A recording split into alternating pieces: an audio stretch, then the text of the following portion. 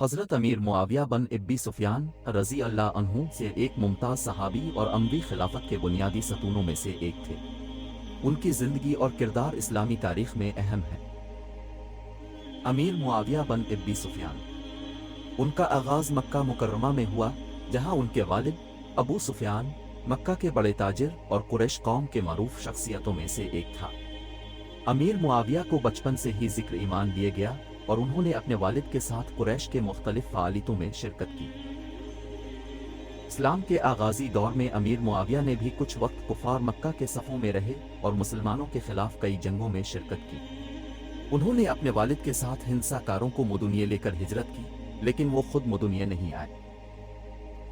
امیر معاویہ کا اہم حوالہ یہ ہے کہ وہ بڑے ہے کر اہم افسروں میں خدمت کرنے لگے اور حضرت عمر بن الخطاب رضی اللہ عنہ کی حکومت میں خدمت کرتے رہے۔ انہیں دمشق کا حاکم بنایا گیا اور وہ خوبصورت شہر کو ایک مماری حیرت انگیز حکومت بنانے میں کامیاب رہے۔ حضرت علی بن ابی طالب رضی اللہ عنہ کی خلافت کے دوران امیر معاویہ نے مکمل حمایت اور تعاون کے ساتھ خدمت کی، لیکن متنازع حالات اور تاریخی احوالات کی بنا پر یہ معاملہ بڑھ گیا اور اہل بیت اور اموی خاندان کے درمیان خلق اور مختلف تنازعات پیدا ہوئے۔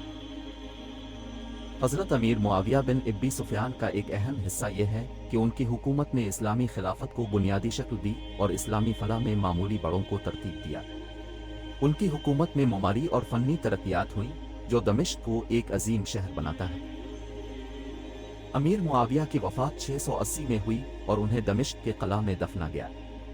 ان کی زندگی اور حکومت کا موضوع متنازع ہے اور مختلف تاریخی تجزیات میں اس پر مختلف رائے ہوتی ہے۔ اسلامی تاریخ میں حضرت امیر معاویہ کو ایک ممتاز صحابی اور اہل بیت کے دوست کے طور پر بھی یاد کیا جاتا ہے، جس نے اپنی زندگی بھر میں اسلامی اصولوں اور معیاروں کا خیال رکھا۔